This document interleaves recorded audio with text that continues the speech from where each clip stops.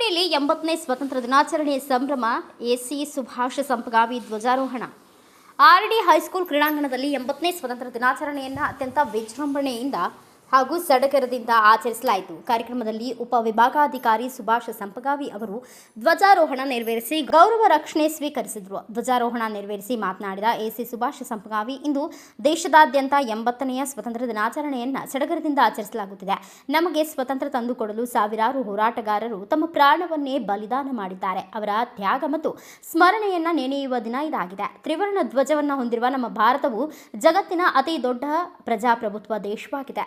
ಜನರ ಮತ್ತು ದೇಶದ ಸಾಮಾಜಿಕ ಅಭಿವೃದ್ಧಿಗಾಗಿ ಸರ್ಕಾರಗಳು ಶ್ರಮಿಸುತ್ತಿದ್ದು, ನಾವೆಲ್ಲರೂ ಒಗ್ಗಟ್ಟಾಗಿ ದೇಶದ ಪ್ರಗತಿಗೆ ಶ್ರಮಿಸೋಣ ಎಂದು ಗೈಡ್ಸ್ ಅಂಡ್ ಬನ್ನೀಸ್ ತಂಡಗಳಿಗೆ ನಾನು ಮತ್ತೊಮ್ಮೆ ಅನಂತ ವಂದನೆಗಳನ್ನು ಸಲ್ಲಿಸುತ್ತಾ ಅಂತ ಇದ್ದು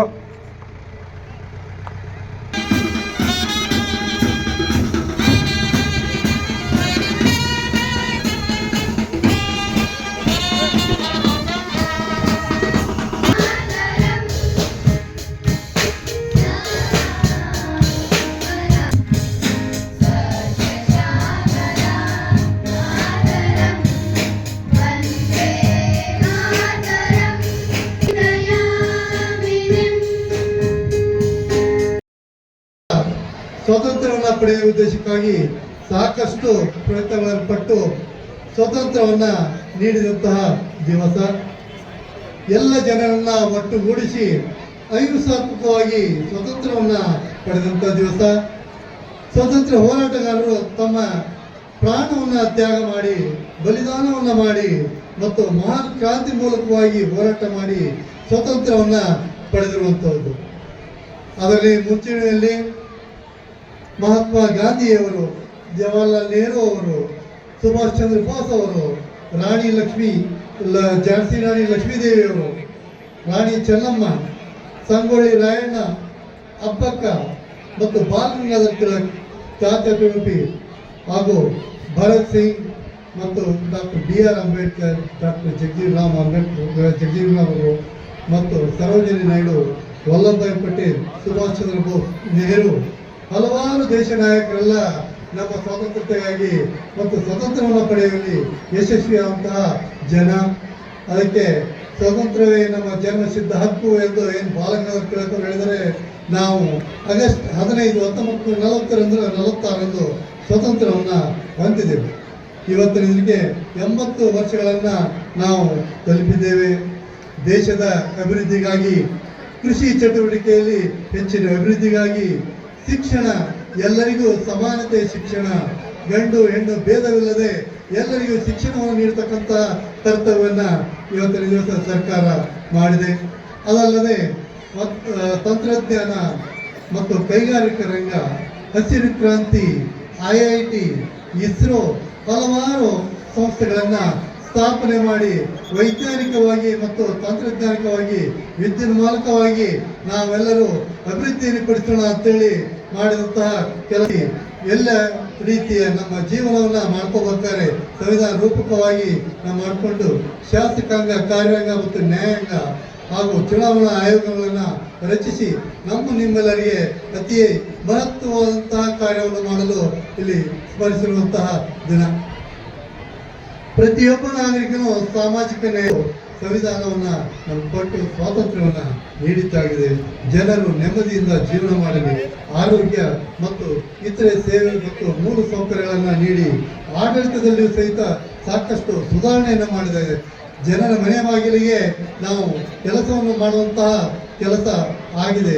ಅಧಿಕಾರಿಗಳು ಮತ್ತು ಸಿಬ್ಬಂದಿಗಳಿದೆ ಅನ್ನದೇ ನಾವು ನೀವೆಲ್ಲರೂ ಒಂದೇ ಅನ್ನೋದನ್ನು ತಿಳ್ಕೊಂಡು ನಾವು ಸಾರ್ವಜನಿಕರ ಕೆಲಸಗಳನ್ನು ಮಾಡತಕ್ಕಂಥದ್ರಲ್ಲಿ ಪಿಂಚಣಿ ಮತ್ತು ಸಾಮಾಜಿಕ ಭದ್ರತೆಯನ್ನು ಒದಗಿಸಿ ಕೊಡ್ತಾ ಇದ್ದೀವಿ ಅಂತಕ್ಕಂಥ ತಿಳಿದು ನಾವು ನೀವೆಲ್ಲರೂ ಕೂಡಿಯಾಗಿ ಮತ್ತು ಸಾಮಾಜಿಕ ಅಭಿವೃದ್ಧಿಗೆ ಶ್ರಮಿಸೋಣ ಅಂತ ಹೇಳಿ ನಾನು 2 ಮಾತುಗಳನ್ನು ಇಲ್ಲಿ ಬಂದಂತ ಎಲ್ಲ ವಿದ್ಯಾರ್ಥಿನಿಯರಿಗೆ ಹಾಗೂ ಎಲ್ಲ ಯುವಕ ಮಿತ್ರರಿಗೆ ಹಾಗೂ ಎಲ್ಲ ನನ್ನ ಸಹೋದರಿಗೆ 80ನೇ ವರ್ಷದ ಸ್ವಾತಂತ್ರ್ಯ ದಿನಾಚರಣೆ ಹಾರ್ದಿಕ ಶುಭಾಶಯ ತಿಳಿಸಿ ಬಯಸ್ತೇನೆ. ಭಗತ್ ಸಿಂಗ್ ಅವರು ಹೇಳಿದಂತ ಕೋಟನ್ನ ಹೇಳಲಿಕ್ಕೆ ಬಯಸ್ತೇನೆ. They may kill me, but they cannot kill my ideas.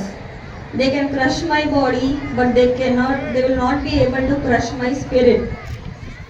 ಇವತ್ತು ಸ್ವಾತಂತ್ರ್ಯ ಹೋರಾಟಗಾರರ ಅವರ ತ್ಯಾಗದಿಂದ ನಮಗೆ ಸಿಕ್ಕಂತ ಸ್ವಾತಂತ್ರ್ಯ ಇವತ್ತು ಅವ್ರನ್ನೆಲ್ಲರೂ ಸ್ಮರಿಸಬೇಕು. ಮಹಾತ್ಮ ಗಾಂಧಿಯವರಾಗಿರ್ಲಿ, ಭಗತ್ ಸಿಂಗ್ ಅವರಾಗಿರ್ಲಿ, ರಾಜ್ಗುರು ಆಗಿರ್ಲಿ, ಸುಖದೇವರಾಗಿರ್ಲಿ, ರಾಣಿ ಕಿತ್ತೂರು ಚೆನ್ನಮ್ಮವರಾಗಿರ್ಲಿ, ಝಾನ್ಸಿ ಲಕ್ಷ್ಮೀಬಾಯಿ, ಸಂಗೊಳ್ಳಿ ರಾಯಣ್ಣವರು, ಹಲವಾರು ಇವತ್ತು ನಮ್ಮ ಕ್ಷೇತ್ರದಲ್ಲಿ ಚಿಕ್ಕೋಡಿ ಮತಕ್ಷೇತ್ರದಲ್ಲಿ ಕೂಡ ಹಲವಾರು ಸ್ವಾತಂತ್ರ್ಯ ಹೋರಾಟಗಾರರು ಕೂಡ ಇದ್ದಾರೆ. ಅವರೆಲ್ಲರ ತಮ್ಮ ದೇಶ ಸೇವೆ, ಅವರ ಸಂವಿಧಾನ ಡಾಕ್ಟರ್ ಬಾಬಾ ಸಾಹೇಬ್ ಅಂಬೇಡ್ಕರ್ ಅವರು ಅದಕ್ಕೆ ಧಕ್ಕೆ ಆಗ್ಯದಂತೆ ನಾವೆಲ್ಲರೂ ನೋಡ್ಕೋಬೇಕು. ನಿಜ, ಆದ್ರೆ ಇವತ್ತು ಕೂಡ ಮಹಿಳೆಯರಿಗೆ ಸುರಕ್ಷತೆ ಇಲ್ಲ, ಯುವಕರಿಗೆ ಉದ್ಯೋಗ ಇಲ್ಲ. ಹಾಗೇನೆ ನಮ್ಮ ರಿಯಾಲಿಟಿಗಳನ್ನ ನಾವು ಎದುರಿಸಲೇಬೇಕು. ಇದು ಆಧುನಿಕ ಭಾರತದ ಕೆಲವೊಂದು ಸಮಸ್ಯೆಗಳು ಇದ್ದೇ ಇರುತ್ತೆ, ಎಲ್ಲ ದೇಶಗಳಿಗೂ ಇದ್ದೇ ಇರುತ್ತೆ. ಅದನ್ನ ನಾವು ಹೇಗೆ ಬಗೆಹರಿಸ್ತೀವಿ, ಅದನ್ನ ಹೇಗೆ ನಾವು ಚಾಲೆಂಜ್ ತಗೊಂಡು ಎಲ್ಲರೂ ಕಲೆಕ್ಟಿವ್ ಆಗಿ ಒಂದು ಸಮಾಜ ಹೇಗೆ ನಾವು ಅದನ್ನ ಸೊಲ್ಯೂಷನ್ ಅನ್ನ ಹುಡುಕ್ತೀವಿ ಅದ್ರ ಮೇಲೆ ಮುಖ್ಯವಾಗುತ್ತೆ. ಈಗ ಅದಕ್ಕೆ ಸೊಲ್ಯೂಷನ್ ಏನಂದ್ರೆ ನಾವೆಲ್ಲರೂ ಒಗ್ಗಟ್ಟಾಗಿ ಮಹಿಳೆಯರಿಗೆ ಕೂಡ ಸಮಾನ ಅವಕಾಶ ಸಿಗುವಂತ ಎಲ್ಲರೂ ಕೂಡ ಕೈ ಜೋಡಿಸಿ ಮಹಿಳೆಯರಿಗೆ ಪ್ರೋತ್ಸಾಹ ನೀಡುವಂತ ಕಾರ್ಯ ಆಗಬೇಕು. ಯುವಕರಿಗೆ ಎಲ್ಲ ರೀತಿಯಿಂದ ಎಲ್ಲ ಮೆರಿಟ್ ಆಧಾರ ಮೇಲೆ ಯುವಕರಿಗೆ ಹಾಗೂ ವಿದ್ಯಾರ್ಥಿನಿಯರಿಗೆ ಮೆರಿಟ್ ಆಧಾರ ಸಾಕಷ್ಟು ಸಮಸ್ಯೆಗಳು ಎದುರಿಸ್ತವೆ. ಅದನ್ನ ನಾನು ಹೇಳ್ದಂಗೆ ಎಲ್ಲರೂ ಒಂದು ಗೌರ್ಮೆಂಟ್ ಆಗಿರ್ಲಿ, ಒಂದು ಸೊಸೈಟಿ ಆಗಿರ್ಲಿ, ಎಲ್ಲ ಸಮಾಜದವರು ಸೇರಿ ನಾವು ಅದನ್ನ ಬಗೆಹರಿಸುವಂತ ಕಾರ್ಯ ಆಗಿರ್ಲಿ, ಯಾವುದೇ ಚಾಲೆಂಜಸ್ ಬಂದರೂ ಕೂಡ ನಾವು ಅದನ್ನ ಗಟ್ಟಿಯಾಗಿ ನಿಂತು ನಾವು ಎದುರಿಸ್ಬೇಕಾಗುತ್ತೆ. ಹಾಗೆ ಹೀಗಿರ್ಬೇಕು, ನಮ್ಮ ಸಿಟಿ ಹೀಗೆ ಇರಬೇಕು ಅಂತ ಅವ್ರಿಗೂ ಕೆಲವೊಂದು ವಿಚಾರಗಳು ಇರ್ತವೆ. ಅದನ್ನ ನಾವು ಅವ್ರಿಗೆ ಬೆಳೆಯುವಂತ ವಾತಾವರಣ ನಾವು ಕಲ್ಪಿಸ್ಕೊಡ್ಬೇಕು, ನಮ್ಮ ಜವಾಬ್ದಾರಿ ಅಂತ ನನಗನ್ಸುತ್ತೆ. ಬಾಕಿ ಇವೆ, 3 ವರ್ಷ ಆಗುತ್ತೆ. ಆದ್ರೆ ನಮ್ಮ ಸಮಾಜ ಯಾವ ದಿಕ್ಕಲ್ಲಿ ಹೋಗ್ತಾ ಇದೆ, ಎಷ್ಟು ಕ್ರೈಮ್ ರೇಟ್ಗಳನ್ನ ಹೆಚ್ಚಾಗಿವೆ, ನಮ್ಮ ಮಕ್ಕಳ ಪರವರಿಶ ಎಲ್ಲ ಯುವಕರಿಗೂ ಕೂಡ ನನ್ನ ಸಂದೇಶ ಇದೆ. ಸೊ ಹಾಗಾಗಿ ಎಲ್ಲರೂ ಕೂಡ ನಮ್ಮ ಈಗ ತಾನೇ ಮಾತನಾಡಿ ಯುವ ಲೋಕಸಭಾ ಸದಸ್ಯರಾಗೂ ಕ್ರಿಯಾಶೀಲ ಪಾರ್ಲಿಮೆಂಟ್ ಆದ ಪ್ರಿಯಾಂಕಾ ಜಾರಕಿಹೊಳಿ ಅವರೇ, ಮಾಜಿ ಶಾಸಕರಾದ ಬಾಳಾಸಾಹೇಬ್ ವಡ್ಡರ್ ಅವರೇ, ಗ್ಯಾರಂಟಿ ಅಧ್ಯಕ್ಷರಾದ ರಮೇಶ್ ಪಾಟೀಲ್ ಅವರೇ, ಡಿವೈಎಸ್ಪಿ ಆದ ಗೌಡರ್ ಅವರೇ, ವೇದಿಕೆ ಮೇಲೆ ಉಪಸ್ಥಿತ ಎಲ್ಲ ಹಿರಿಯರಾಗಲಿ, ಚಿಕ್ಕೋಡಿ ಪೂರಸಭೆ ಎಲ್ಲ ಹಿರಿಯ ಸದಸ್ಯರೇ, ನೇರ್ಲೇಕರ್ ಇರ್ಬೋದು, ಕೋರಿಯವ್ರು ಇರ್ಬೋದು, ಗುಲಾಬ್ ಇರ್ಬೋದು, ಜಮಾದರ್ ಇರ್ಬೋದು, ರಾಮಣ್ಣ ಇರ್ಬೋದು, ಮಾಣಿಯವ್ರು ಇರ್ಬೋದು, ಎಲ್ಲ ನಮ್ಮ ಅಧಿಕಾರಿ ಮಿತ್ರರೇ, ಇಲ್ಲಿ ಬಂದಂತ ಎಲ್ಲ ಮುದ್ದು ಮಕ್ಕಳೇ, ಪಾಲಕರೇ ಹಾಗೂ ಮಾಧ್ಯಮ ಸ್ನೇಹಿತರೆ, ಇವತ್ತ 15ನೇ ಆಗಸ್ಟ್ ಸುಮಾರು 80 ವರ್ಷ ಆಯಿತು ನಾವು ದೇಶವನ್ನು ಸ್ವಾತಂತ್ರ್ಯ ಪಡೆದ. ನಾವು ಯಾವ ರೀತಿ ಒಂದು ಮುಂದಿನ ಆಲೋಚನೆ ಮಾಡ್ಬೇಕಂತ ಇವತ್ತ ಒಂದು ಸಂಕಲ್ಪ ಇದೆ. ಆ ನಿಟ್ಟಿನಲ್ಲಿ ಇವತ್ತ ಸ್ವಾತಂತ್ರ್ಯ ಪಡಿಬೇಕಾದ್ರೆ ಸಾಕಷ್ಟು ಹೋರಾಟ ಮಾಡಿ ಮಹಾತ್ಮ ಗಾಂಧೀಜಿ ಅವರು ಇರ್ಬೋದು, ಭಗತ್ ಸಿಂಗ್ ಅವರು ಇರ್ಬೋದು, ನಮ್ಮ ಸುಭಾಷ್ ಚಂದ್ರ ಬೋಸ್ ಅವರು ಇರ್ಬೋದು, ಕಿತ್ತೂರು ರಾಣಿ ಚೆನ್ನಮ್ಮ ಅವರು ಇರ್ಬೋದು, ಅವರೆಲ್ಲ ಒಂದು ಬಲಿದಾನದಿಂದ ನಮ್ಗೆ ಇವತ್ತ ಸ್ವಾತಂತ್ರ್ಯ ಸಿಗುವಂತ ಒಂದು ಅವಕಾಶ ಇದೆ. ಆ ಸಂದರ್ಭದಲ್ಲಿ ಇವತ್ತ ನಾವು ಚಿಕ್ಕೋಡಿಯಲ್ಲಿ ಬಾಬಾ ಸಾಹೇಬ್ ಅಂಬೇಡ್ಕರ್ ಅವರು ನಿಜವಾಗೂ ಅಂದ್ರೆ ಒಂದು ವೇದಿಕೆ ಮೇಲೆ ಇವತ್ತೆಲ್ಲರೂ ಇಲ್ಲಿ ಎಲ್ಲ ಸಮಾಜದವರು ಎಲ್ಲ ವರ್ಗದವರು ಇಲ್ಲಿ ಇರ್ಬೇಕಾದ್ರೆ ನಾವು ಇವತ್ತ ಬಾಬಾ ಸಾಹೇಬ್ ಅಂಬೇಡ್ಕರ್ ಅವರು ಯಾರು ಇವತ್ತ ಸಂವಿಧಾನವನ್ನು ಬರೆದು ನಮಗೊಂದು ಹಕ್ಕ ಮತ್ತು ಅವಕಾಶ ಕೊಟ್ಟಿದ್ದರು. ನಿಜವಾಗೂ ಈ ಸಂದರ್ಭದಲ್ಲಿ ನಾವು ನೆನಪಿಸುತ್ತಾ, ವಿಶೇಷ ಅಂದ್ರೆ ಮೊನ್ನೆ ಹೋದವರು ಒಂದು ಚಿಕ್ಕೋಡಿಯಲ್ಲಿ ಮೀಟಿಂಗ್ ಮಾಡಿ ಇಲ್ಲಿ ಸುಮಾರು ಒಂದು ಬಾಬಾ ಸಾಹೇಬ್ ಅಂಬೇಡ್ಕರ್ ಅವರ ಒಂದು ಪುಣ್ಯ ನಗರಿ ಸುಮಾರು ಒಂದು 10 ಎಕರೆ ಜಮೀನನ್ನು ಈಗಾಗಲೇ ಆಯ್ಕೆ ಮಾಡಿ ಉತ್ತಾರೆಯ ದಗದ ಇವತ್ತು ಮುಂದಿನ ದಿನಮಾನದಲ್ಲಿ ನಾವು ಮತ್ತು ಜಿಲ್ಲಾ ಉಸ್ತುವಾರಿ ಸಚಿವರು ಸನ್ಮಾನ್ಯ ಸತೀಶ್ ಅಣ್ಣ ಜಾರಕಿಹೊಳಿ ಇರ್ಬೋದು, ಪ್ರಕಾಶ್ ಅಣ್ಣ ಹುಕ್ಕೇರಿ ಇರಲಿ, ಸುಮಾರು ಒಂದು 10ದಿಂದ 20 ಕೋಟಿ ರೂಪಾಯಿ ಅನುದಾನದಲ್ಲಿ ಈ ಒಂದು ಭವ್ಯವಾಗಿ ಒಂದು ಬಾಬಾ ಸಾಹೇಬ್ ಅಂಬೇಡ್ಕರ್ ಅವರ ಒಂದು ಸ್ಮಾರಕ ಇಲ್ಲಿ ಮಾಡುವಂತದ್ದು ಒಂದು ಅವಕಾಶ ಇದೆ.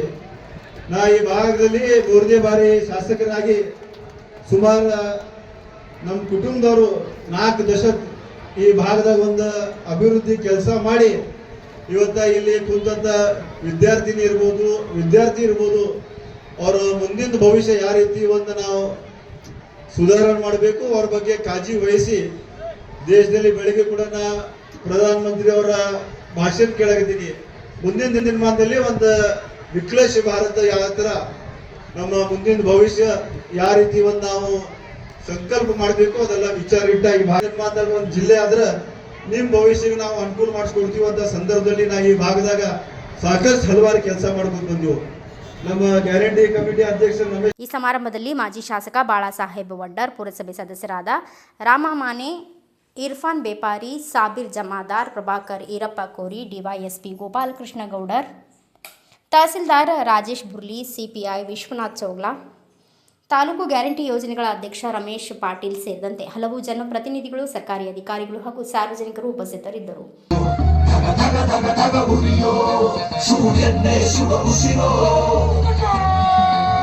ಬ್ಯೂರೋ ರಿಪೋರ್ಟ್ ರಾಜು ಮುಂಡೆ, ಭಾರತ ವೈಭವ news, Chikkodi.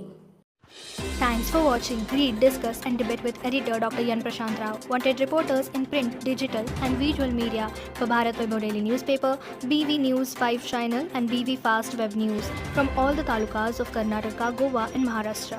If interested, send your resume to 9019229369.